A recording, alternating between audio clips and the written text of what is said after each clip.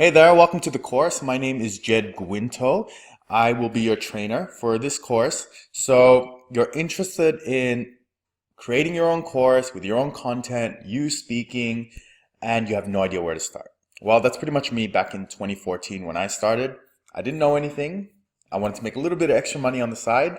I had no experience in filming online. I had no idea what topic I was even going to do. I just wanted to get started. I had no marketing skills. I had no money, no time. I was working full time. So I just had to sneak in an hour every now and then and just learn because I had no idea what I was doing.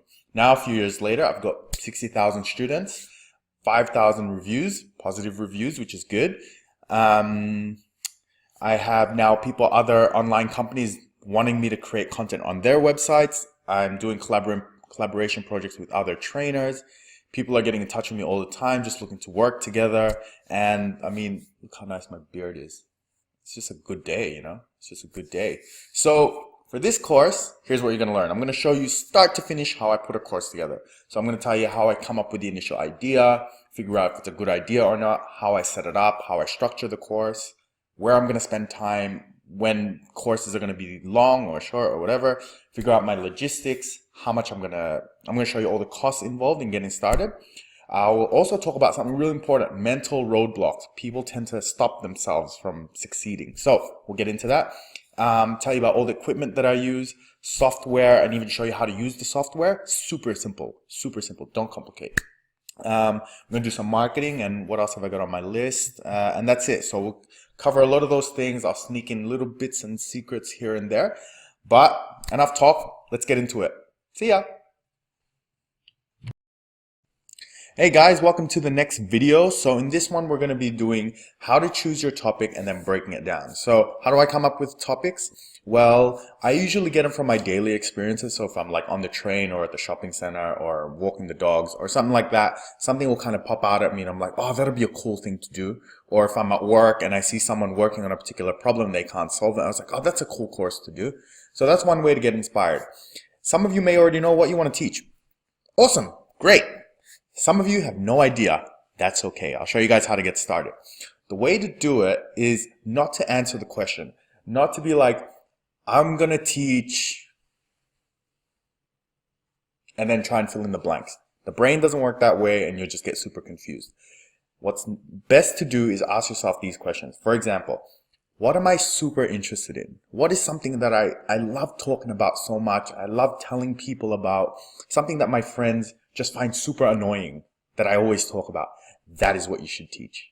Because it's that passion, that enthusiasm for what you're talking about that people will engage and connect with, right? It could be something super silly, but people will love it, okay? So that's the first thing. Figure out what you're really interested in. So some people could be hardware. I like building stuff, or I like music, I like hair, I like makeup, games, playing games, I like cooking, whatever it may be. If you love it and you're interested, someone will connect with you and you can teach them. And that's where the value starts.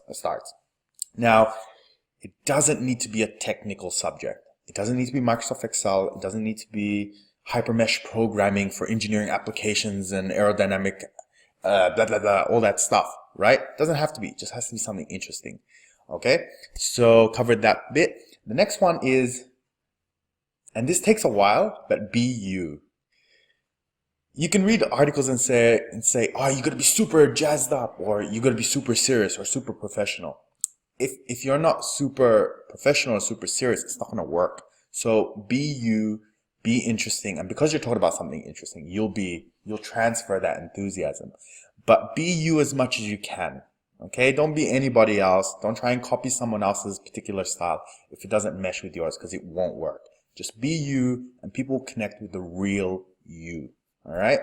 Now, the next is the breakdown. So you've chosen your topic. You're like, oh, I want to teach something. So I'm going to use the example of me actually building this course.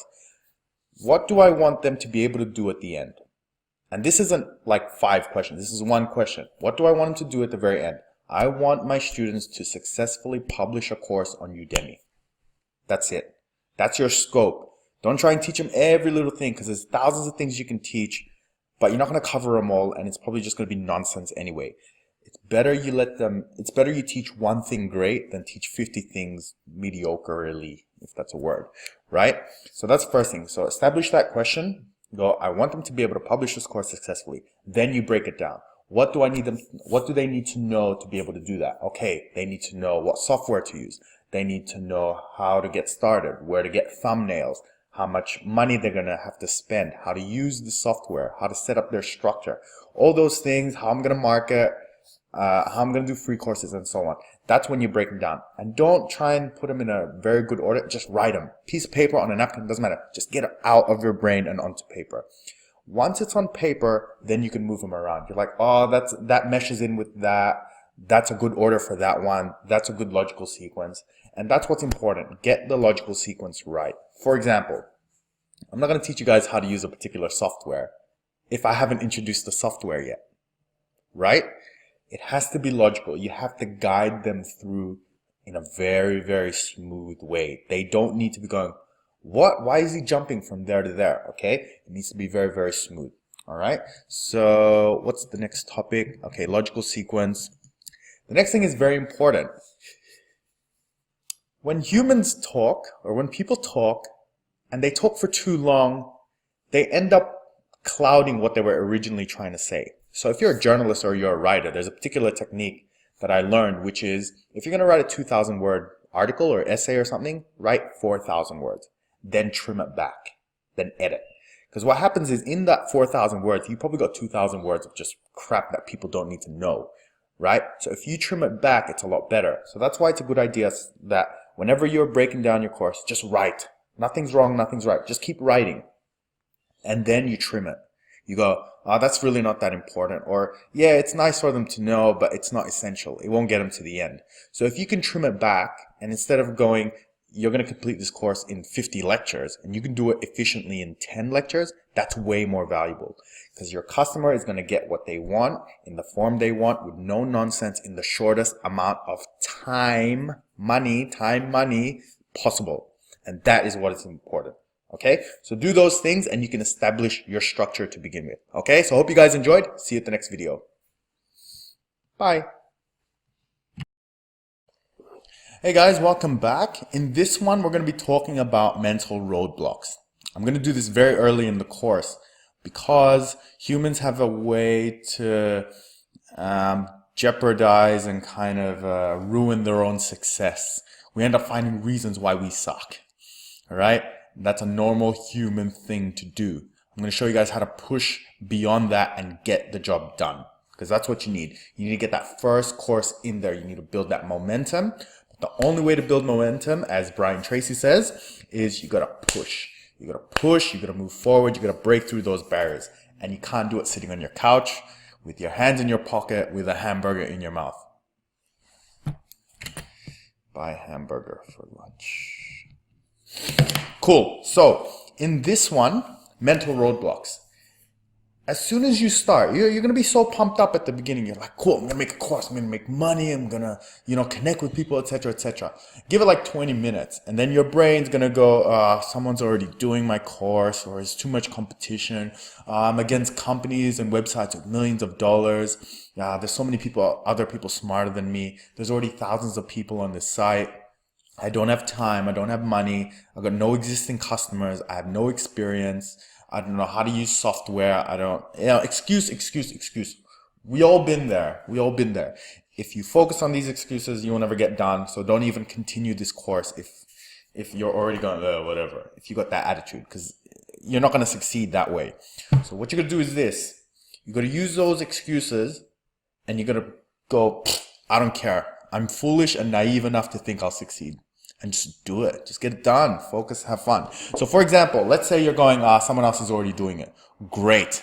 That's actually what you want, because what you can do is very sneaky. You can go to their course, check out how they've structured it and go, yep, they're teaching this, they're teaching this, they're teaching this, and steal it. Essentially go, I could do that better, right? So you take them as a template and you go, here's how I'm going to improve this course. Here's how I'm going to beat this guy. I'm going to change this. I'm going to make that more specific. I'm going to shorten that, and I'm going to add this and build. We all build on other people's work. That's how you got to do it. If there's too much competition, good. That means there's demand for what you want to teach. If you go into the marketplace and Nobody is selling apples. That's either a good thing or a bad thing. It means no one can get apples or nobody wants apples, right? So if you go in there and you see heaps of people are teaching it, great. Look at their courses, see what they've done. Look at the most successful guys, see what they did and learn from them. You can even chat to them, send them a message. Heaps of them will be happy to get back to you and say, here's how I did it, right? They're already doing well. They'll just go, here's how I did it. I'll show you, right? But you got to ask. You got to make those connections. Now, the other one is other people are smarter than me. There will always be people smarter than you. But it's not about how smart you are, right? It's not about how much you know. It's about what you do with what you know. So it's that old saying where if you know something and you do nothing with it, it's the same as not knowing. Okay? So it's all about action. It's not always about knowledge, it's about action. Take action, take steps, create to-do lists and do them. The other one is I don't have time. None of us have time, really. Everyone's busy. So prioritize. Figure out how important is this to you and devote a little bit of time to making that course, right? And your focus is just to get it published. The other one is I don't have any existing customers or followers. None of us did. None of us did. But you get started. You get started with one person. That's it. You start with one. You make that one person 2, and then 4, and then 8, and then 12. I've run out of fingers. But you expand. Nobody goes, I'm going to submit my course. Great, 1 million customers. No, it doesn't work that way. Bit by bit, get that first customer, post it on Facebook, tell your friends, sign them up, speak to other people and trainers, give them free coupons. There's so many ways to do it. Okay? The last one is, I don't know how to use filming software. I don't know how to use Microsoft Excel. I don't know how to do this. Learn. Do you know how many videos there are on YouTube saying, here's how you do it, I'll walk you through. There's like a video of them doing it. You just repeat, right? You build the confidence. You learn bit by bit. Okay? So don't make excuses for yourself. Instead, look for solutions. Go, how can I be better at doing this? Who do I need to speak to? So always ask yourself positively gauged questions. How can I learn from this experience? What can I do better? And so on. Okay? Now, the objective when you're getting started is not to create the perfect course. It's not to make millions of dollars. It's not to be famous, not to have a fortune, because none of that's going to happen, right? All of us have done that calculation. It's like, if I sell 1 million of my courses, I'll be a billionaire. It doesn't work that way. No one's going to buy your first course, not straight away, and not in huge amounts, because you got to work your way up. All the guys, the top guys on Udemy, top guys on other websites, they didn't start at the top. You start at the bottom. And you build that confidence, you develop the knowledge, the know-how. And right now you're learning. Next you'll be teaching. You'll be doing what I'm doing and passing on the knowledge to someone else who wants to teach as well. Okay, so you got to climb that ladder. Lastly, words of encouragement. There's only one version of you. Nobody can teach what you're going to teach better than you in the way that you do it in your style. Okay? Nobody is going to be your type of funny or your type of serious or have your type of experience. So that's why it's so important being you, because if you're you, you're unique. I was watching a video about Eric Clapton and John Mayer, all these famous guitarists, and no doubt you've heard of Jimi Hendrix, one of the greatest guitarists ever. And they said that you can learn how he plays. You can play his songs. You can learn the fingering and the guitar licks and all that. But you'll only really sound like a really bad imitation, no matter how good you are, even if you're a master. Because it's all those nuances of who they are that you just can't copy. And that's why it's so important to just be you. Okay? You have something you can offer that no one else can because you're you. So believe in yourself and get it done. And I know you can do it. So good luck. I'll see you guys at the next video. Hey guys, welcome back. So in this one's going to be a relatively shorter video. I'm just going to cover the equipment that I use to film my courses. So the microphone, the webcam, any software that I use. So I keep it very, very simple for a reason, because you don't want to be spending more time fiddling around with what's the best software and trying to get the cheapest price and best microphone. You should be spending that time focusing on your course, on your customers, developing value. All right, so the stuff that I use is super simple. The one I've got up here is the Samson Meteorite USB microphone. Super easy to use. I bought it at a computer store near my house for 99 Australian dollars. Really, really cheap. On eBay, you can get it even cheaper now. And it's really easy. There's no setup. You just plug and it's done. So it works really well with the screencast software, which I'll show you in a second. But it's really, really good, really, really simple. And also it has this kind of special feature where there's like a light on the front of it. So if you tap the desk and you make a bunch of noise, it'll flash red saying that, okay, there's been an interruption in the sound audio, right? So it's kind of a good warning system for you not to do those things, which is great. So the next thing is the screencast software. So I film Excel courses, so I need to record my screen. You can get expensive equipment, software like Camtasia, and some other stuff. I can't remember all the other ones, but this one is by far the simplest, the cheapest, most affordable one that I've found. And it's not cheap good, it's cheap great. Like, it is really good. $15 a year. I paid for it every year. It's made me so much money just using this thing. It's so simple. It's just a few buttons, like anyone can do it.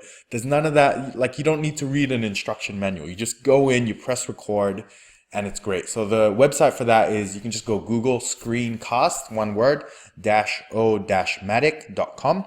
And you can go there, you can download the pro level, and it's got heaps of features. Super, super simple. The other one I use is Filmora, but not as much. Filmora is kind of more advanced. I spend a bit more on that. So maybe, I think it's like either $50 a year or $50 per minute, something like that. But it's not expensive at all. I'll show you the software actually. So I've got it up here, and it's one of those where it's similar to Windows Media Player, if you ever had that back then. You can upload your videos, you can trim them, you can add music, you can add themes. So it's a bit more advanced if you want to do that kind of stuff. But I like to keep things super simple because I want to be able to create the content and publish. Create, publish, create, publish. You want it to be quick. You don't want the turnaround time for a course to be too long because you kind of lose energy for that course. You're like, oh, I'm kind of over it now, and you end up not finishing. So you're better off just trying to be as efficient as possible. If you need it, use it. If you don't, keep it simple. All right. So I think that's it. Hope you guys enjoyed. See you at the next video. Hi guys, welcome back to the next video. So in this one, I'm going to talk about the structure that you need so that Udemy will approve your course. You will need to have a promotional video, a promotional thumbnail or course picture. You'll need to have thumbnails for the course itself so that when people search it up and they see yours, you have a nice picture there. You'll need to have just an introduction slide for introduction video for your course, an ending video for your course just saying congratulations so people know that the course is finished, congratulating them, and also letting them know about your other courses. And then you also have the content or the body of your course, which we discussed earlier on how to build that. So starting off with the big question of what you wanted to do, then the elements in between, and each of those kind of become a chapter.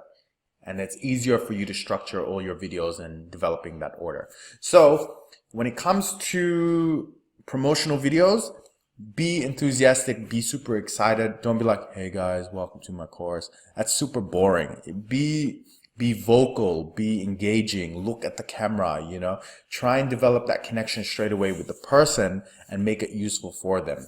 Okay, so that's a promotional video. For the other things like a thumbnail, Udemy have like a particular size that they need for the thumbnail or the course image, and that is right here, 2048 by 1152 pixels. If you're not familiar with that kind of stuff, there's an easy way to do it on Microsoft in Windows, which is just to use Microsoft Paint.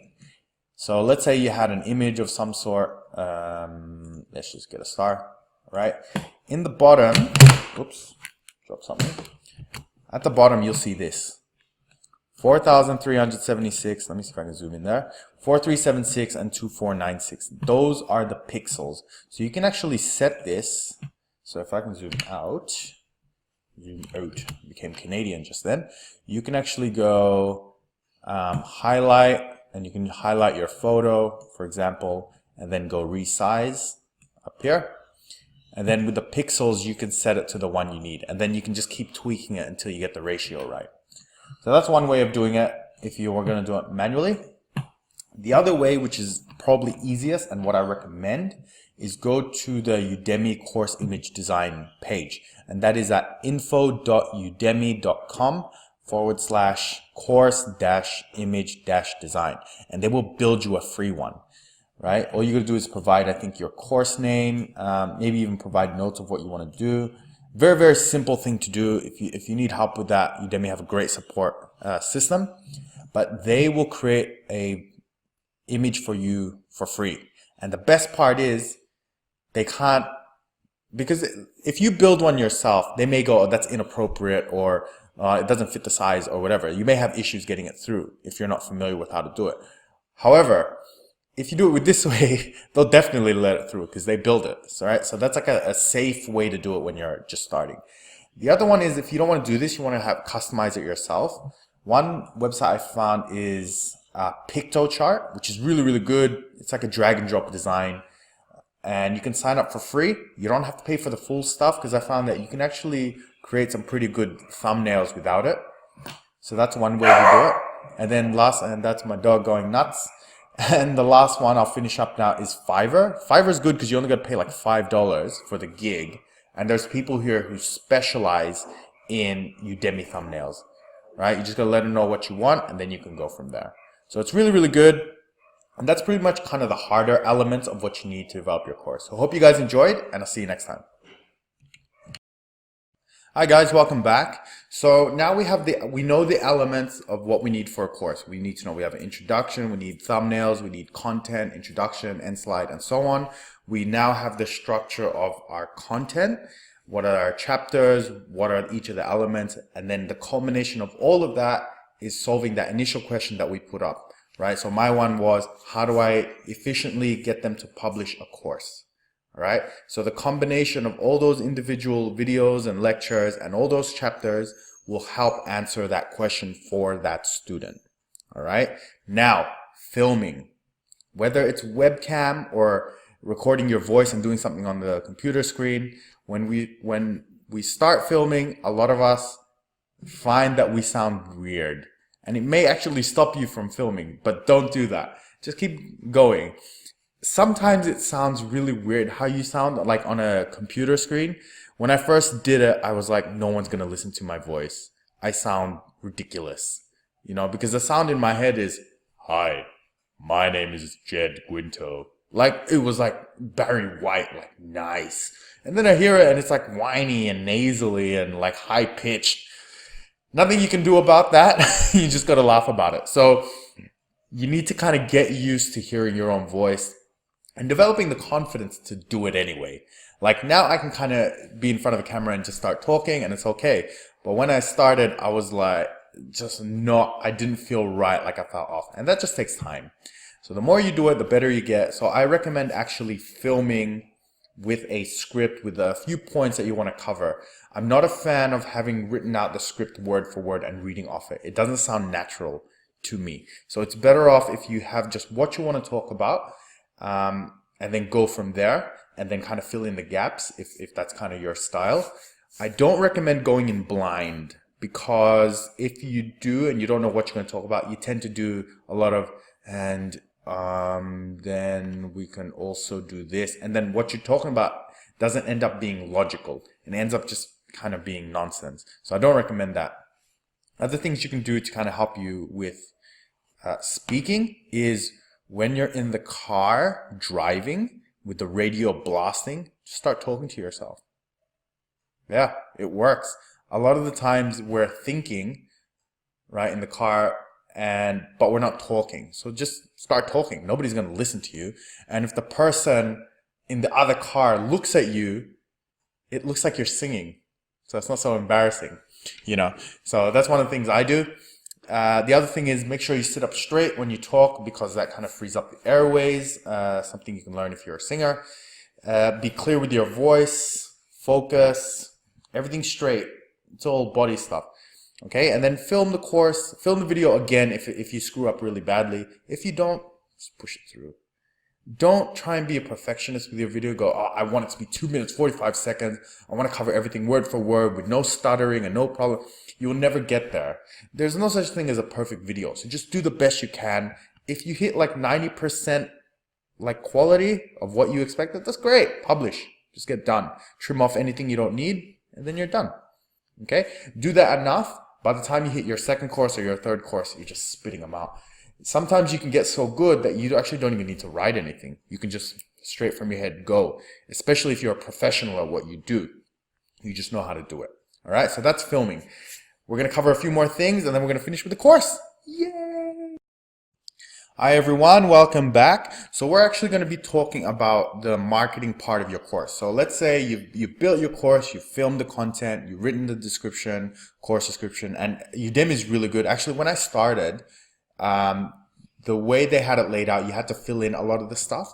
Now it's so easy. They just have fill in this one, this one, this one, and then they compile it for you. Oh, it's a dream. It just makes it so much easier. So a lot of this stuff I'm not going to go through just because it's super simple. You just follow the prompts, of course. What I will talk about is getting your first course rejected. All right. Most likely it will get rejected. Don't feel bad. Don't feel like you screwed up or any way. This is why I said your first course is just to get experience, to learn the system. If you try and figure all these things out, like all the parameters and all the things that you really need to have perfect before you start filming or coming up with a course, you will never ever end up with a course. I met this guy once who was trying to get all his recording software set up, really good stuff provided by his university. He was trying to put out a perfect layout for his course. He was running it by like so many people for approval. And he was just going that really far extra mile to try and make it as perfect as possible. He had financial backing. He was just doing well. Do you know how many courses he filmed? None. Because he got so exhausted just trying to set it up. He never got around to actually filming it. Right? So don't make that mistake. Just try and get it submitted. Now what's going to happen is you're going to submit your course for review. Udemy will check it. They'll like, we like this, we don't like that, you need to add this, it's not long enough, etc., etc. But they're not just going to say no. What they're going to say is, here's what you need to do to get your course approved.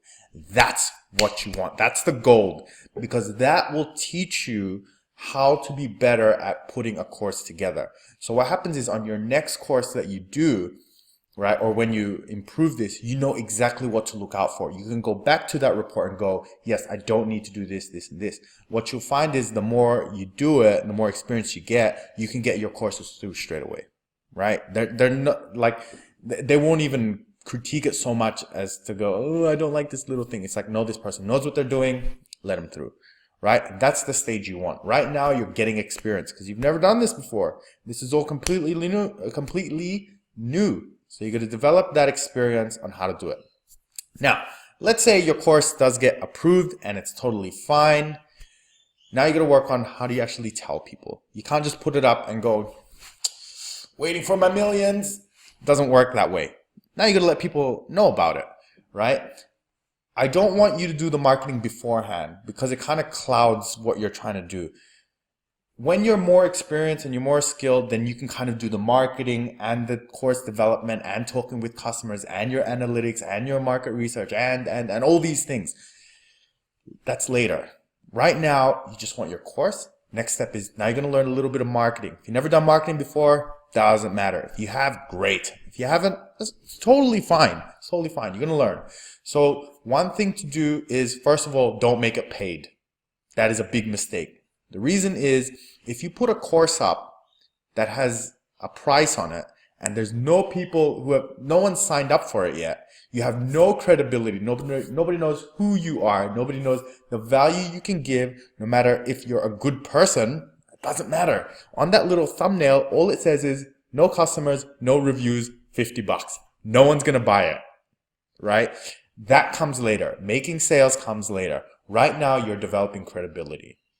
Right now, you're trying to show people, hey, I got something good. Try it for free. As one of my friends says, freakonomics, right? Free. Get it out there. Get people talking. That's what you want, right? And now that you have a course that's free, you can distribute it anywhere. It's not like a loaf of bread where once it's eaten, it's gone. A digital content you can distribute over and over and recycle it over and over again for years, for ages, right? That's the beauty of the digital space. So one thing you can do is you can create coupons, you can distribute your link, you can start with your Facebook page, putting it on just your page, post it up. You can find other pages that are there who are focused on education as well, so you can post it up on their ones, and you're essentially just getting people to come check it out. You can actually even contact other trainers and say, look, I just developed a course. I'm giving you a coupon to check it out. Let me know what you think. Give me some feedback, right? Some may say no, some may say yes. Other people have asked me to do that, and I've taken the course, I've given them feedback, and they improved the course, and now they're very successful, which is great. Okay, so get talking. So that's one way to do it. Make it free. You can post it up on forums like OzBargain or anything where it's like kind of catered to your particular area. So let's say you're really into music, post it up on a music forum, right? Let people check it out. Always make sure it says free. I'm not going to get into keywords and how to structure your ads and EDMs and all these kinds of fancy things in marketing later. Right now, just get it out there. Get people to sign up. Get started. Build momentum. And don't be perfect. Okay? So that's kind of how you can get started with marketing. So I hope you guys enjoyed. I'll see you next time. Hey guys, welcome back. So in this one, we're going to talk about how you transition from having free courses to making sales. Now, I remember when I made my first sale, I think it was $7.50, and I woke up at like 6 a.m. to go to work, and I saw in my account, oh, you made $7.50, and it is the greatest feeling. So really look forward to it and like remember that memory because it's a great experience. So for anyone to buy your course, you need to establish value and credibility. So how do you establish credibility? Let's say we're at the supermarket and there's two products of tomato sauce. Which one would you go for? The one where it's like the nice packaging with the nice brand, the one that you've used all your years, that your parents have used, or are you going to get the one that's just wrapped in a white piece of paper and it says tomato? You would most likely get the really nice one. Is the tomato sauce significantly better? I don't know. Probably not. But you're buying it because of these preconceived notions of what it is, right? You go, I've always had it. It's always tasted good. My parents buy it. My friends buy it. I see it on TV. I'm going to get it. It's because it's got credibility. That's what you have to establish. So two of the things you can do is, number one, get heaps of reviews on Udemy.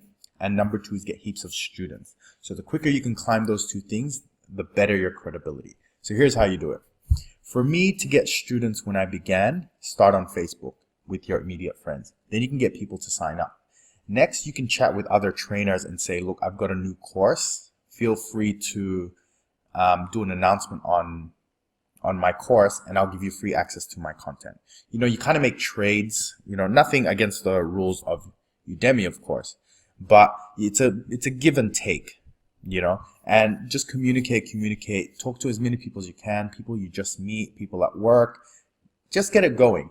What you're trying to do is you're trying to get to a point where it builds enough momentum that you don't actually have to worry about it too much. Because it's a free course, people will sign up anyway, right? Even if they're not totally interested. Sometimes a subject will come up. I'm like, oh, that sounds cool. Let me check it out. So you go in, and then there's a chance that I may convert to a paying customer.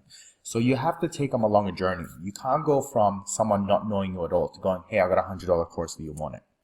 It's not going to work that way. You have to build it up. You have to get hotter and hotter. One thing I remember learning from Brian Tracy is when he was talking about how you sell a house.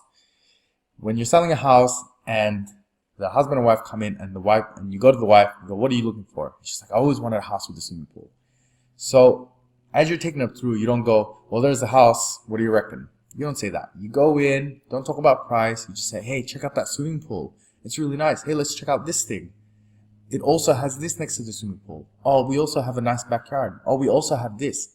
What you're doing is you're slowly building up the temperature to the point where they make a sale.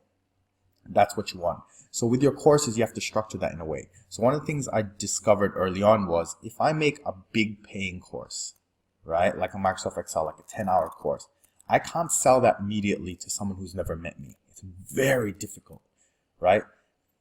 If I build a small one, like a compact course, and I give it for free, at the end of that course, I can say, hey, check out my other course. And if I did well in that first one, there's a higher chance that they will convert because they go, I'm familiar with this guy's stuff. He knows what he's talking about. He's got a good structure. I like how he delivers. He has a nice beard. I like his eyes, etc., etc., etc. Right? And then they'll go, sure, I'll give you my $20. And then when you do that course and it builds again, the temperature gets hotter and hotter. So they go, wow, this guy's really good. to the point where they're happy to forego their money because they know what they're getting. That's what you're trying to get to. But again, it's baby steps. Try and build it from free course to actually chatting with them, guiding them through to the point where they want to make that sale. All right. Another thing you can do is develop your bio page. Bio page is really important because it says more than just what Udemy says in terms of number of students and number of reviews. Because sometimes they may not see that. Sometimes they want to know something about you. So in your bio page, don't be arrogant, but don't be humble, right? Humble doesn't work. You have to say, here's what I've done. Here's why I achieved. This is why you should listen to me.